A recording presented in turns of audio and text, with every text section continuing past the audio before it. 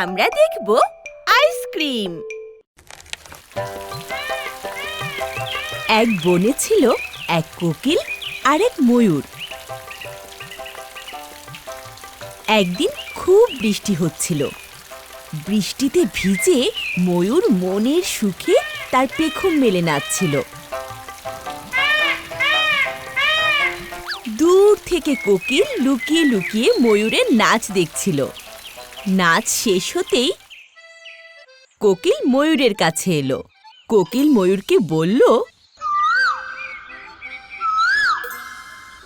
বন্ধু ময়ূর, তুমি কত সুন্দর করে নাচো, আর তুমি দেখতেও কত সুন্দর।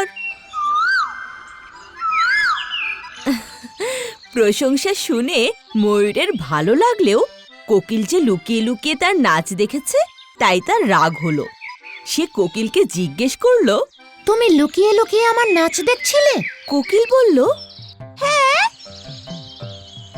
ময়ূর খুব রাগ করে চলে গেল। ময়ূরের রাগ দেখে কোকিলও মন খারাপ করে চলে গেল।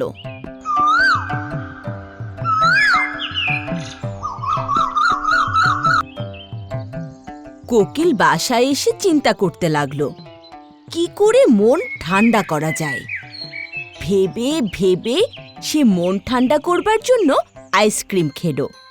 স্ট্রবেরি স্বাদের 3 কোণাকার কোন আইসক্রিম। আইসক্রিম খেয়ে কি আর মাথা ঠান্ডা হয়? না, আইসক্রিম খেয়েও কোকিলের মাথা ঠান্ডা হলো না। তখন সে আবার বরফ খেলো। বরফ খেয়ে কোকিলের জ্বর হলো, সাথে হলো অনেক গলা ব্যথা। জ্বরে সে কাঁপছে, ব্যথায় সে কাঁদছে। অনেক চেষ্টা করেও সে আর গান গাইতে পারল না। সারাদিন ঘরে শুয়ে বসেই কেটে যায় তার সময়।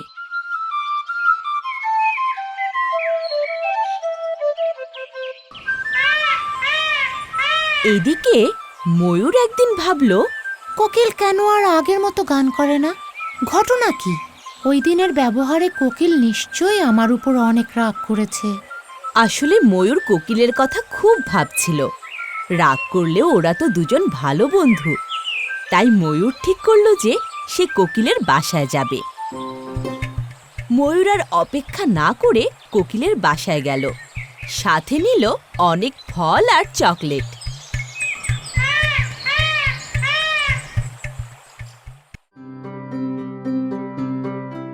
কোকিলের বাড়ি এসে ময়ূর তো অবাক। ময়ূর এসে দেখল কোকিলের খুব জ্বর আর গলা ব্যথা। ময়ূর তাড়াতাড়ি কোকিলের কাছে গিয়ে সেদিনের জন্য খুব দুঃখ প্রকাশ করল। আমি খুব দুঃখিত বন্ধু কোকিল। কোকিল বলল, আমিও খুব দুঃখিত বন্ধু। এরপর ওদের মধ্যে আবার খুব ভাব হয়ে গেল। ময়ূর কোকিলের অনেক সেবা করল। ময়ূরের সেবায় কোকিল সুস্থ হয়ে গেল।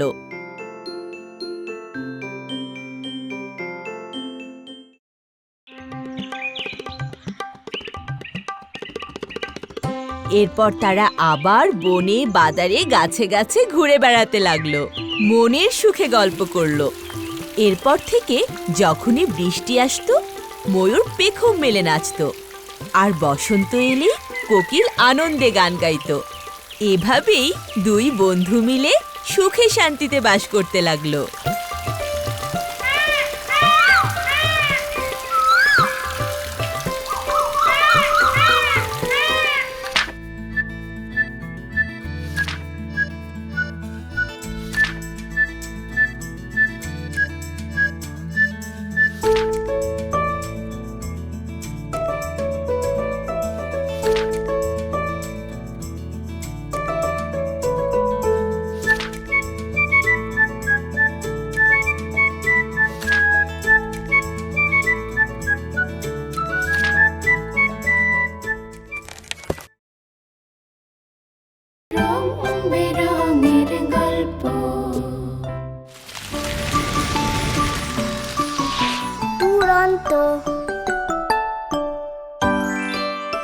ফেসবুকে ফলো করো এবং ইউটিউবে সাবস্ক্রাইব করো দুরন্ত টিভি।